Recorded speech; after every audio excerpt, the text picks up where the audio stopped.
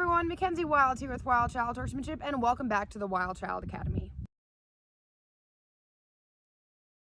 Are you interested in learning more about the process of taming a Mustang? Maybe you're thinking about getting a Mustang and would like to best prepare yourself for the time when you're able to do so. Or maybe you've worked primarily with domestic horses and are thinking about starting to switch to something a little bit more feral.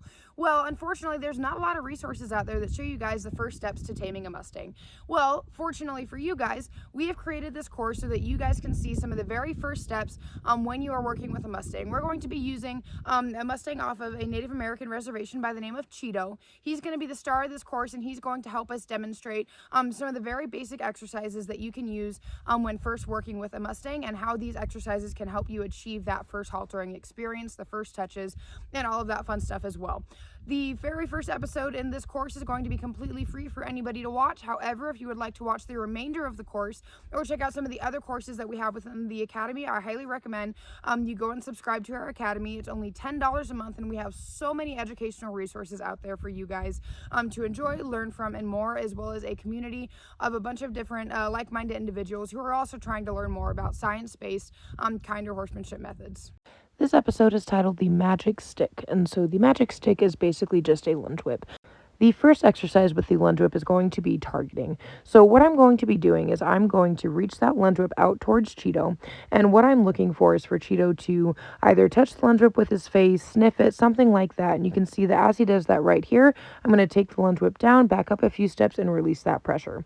What this exercise is doing is this is helping Cheeto grow familiar with some of the equipment I'm going to be using.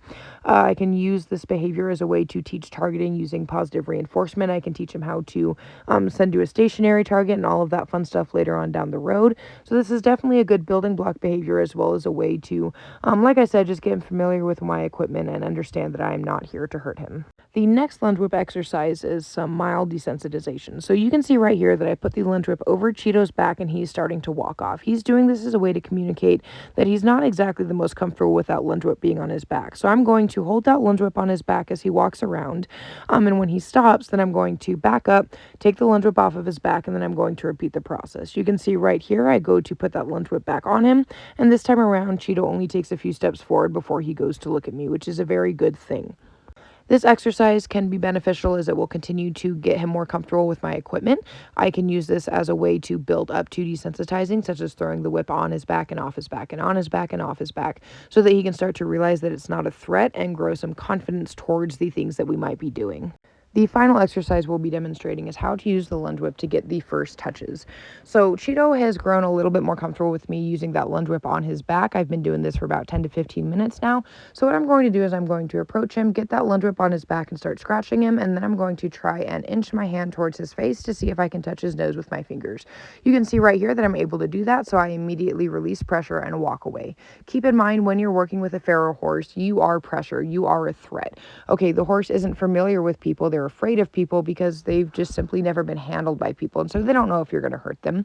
And so by just very slowly using the lunge whip to get those first touches, get him familiar with that equipment and releasing that pressure by walking away, he's going to realize, like, hey, when this person touched me, when this threat touched me, she walked away. I didn't get hurt. I didn't, get traumatized or anything like that. She simply touched me and walked away. And this is going to be a great way that I can start to build trust with Cheeto, build his confidence, and show him that overall I can be a very fun, reinforcing person to be around. So I hope you guys all enjoyed the first episode in the First Steps to Mustang Taming video series. If you would like to watch the remaining videos within this course, I highly recommend you go and subscribe to the Wild Child Academy. It is only $10 a month, and you will get access to not just this course, but the numerous other courses that we have available so that you can start learning about kinder, science-based horsemanship methods from the comfort of your very own home. There is also a community there as well where you can connect with other like-minded individuals and start creating some friendships of people who also want to learn how to do better and be better for their horses.